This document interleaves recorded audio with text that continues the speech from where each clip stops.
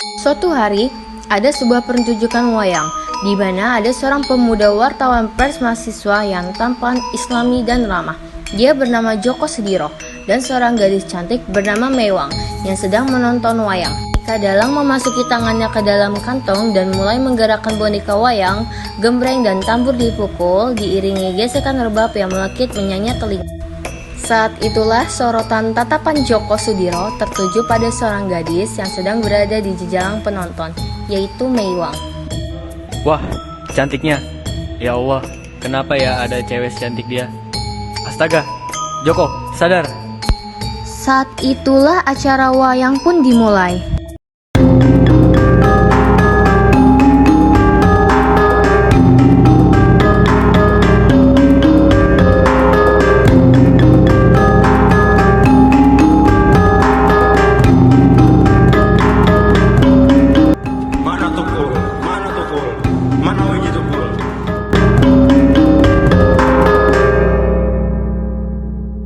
Acara pun selesai, penonton bertepuk tangan.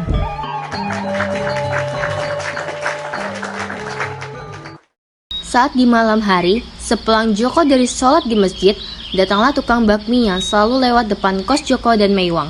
Bakminya re, mari beli. Kang, saya mau bakminya ya, satu. Saya juga Kang, satu. Saya juga mau satu ya, Kang. Neng Mewang mau bakminya juga, Neng. Iya, saya mau satu ya Kang.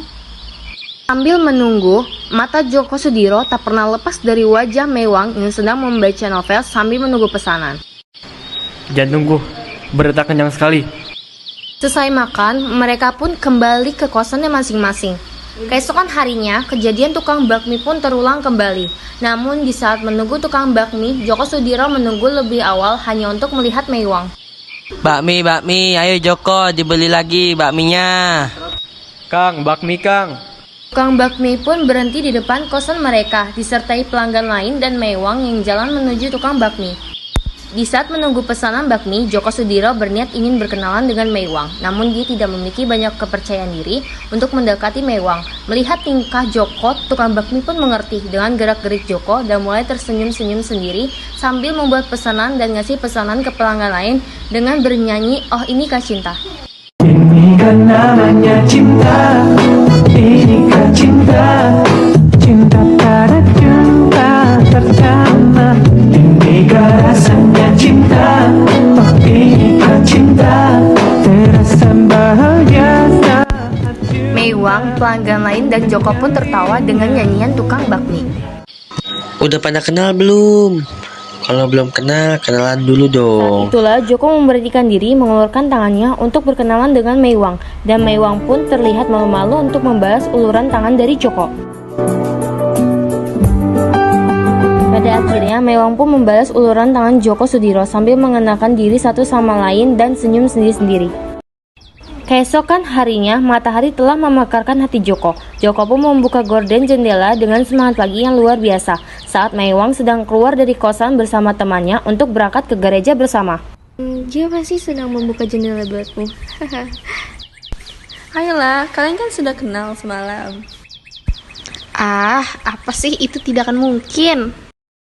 Jadian pagi tadi pun berakhir. Malamnya, Djoko berniat ingin menemukan Mewang, hanya untuk sekedar mengenalkan diri lebih dekat. Saat mengetuk pintu dari jendela yang sedikit terbuka, Djoko melihat wayang golek di kamar kos Mewang yang terpajang.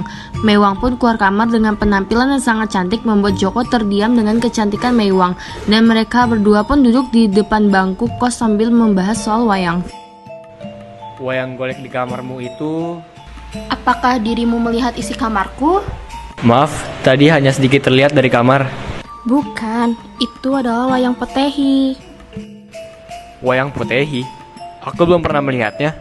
Jangan, itu sangat dilarang. Hah? Dilarang? Iya, itu sangat dilarang. Djoko pun terdiam, dan dia mengetahui pasti ini berhubungan dengan rezim jahat. Dan sebagai wartawan pers mahasiswa, jadi Djoko mengetahui diskriminasi. Jadi Djoko nekat untuk menulis artikel sebab ia dekat dengan para aktivis pro-demokrasi. Keesokan harinya, artikel itu pun tayang dan saat Joko pergi ke tempat Meiwang untuk memberitahukannya, tiba-tiba datang sebuah mobil yang menurunkan sekelompok lelaki bertubuh tegap yang langsung menyergap Joko.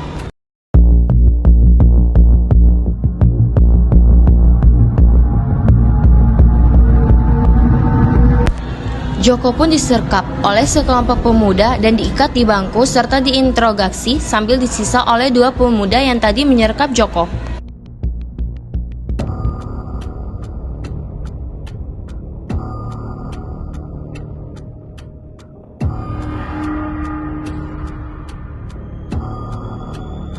Mana Tukul? Mana Tukul? Mana Wiji Tukul?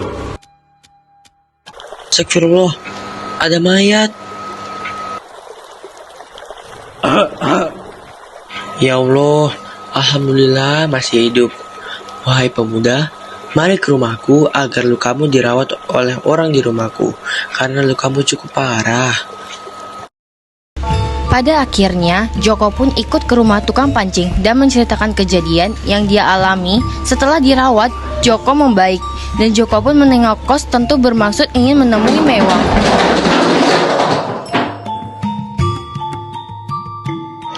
Ada apa Joko? Mengapa kamu kesini?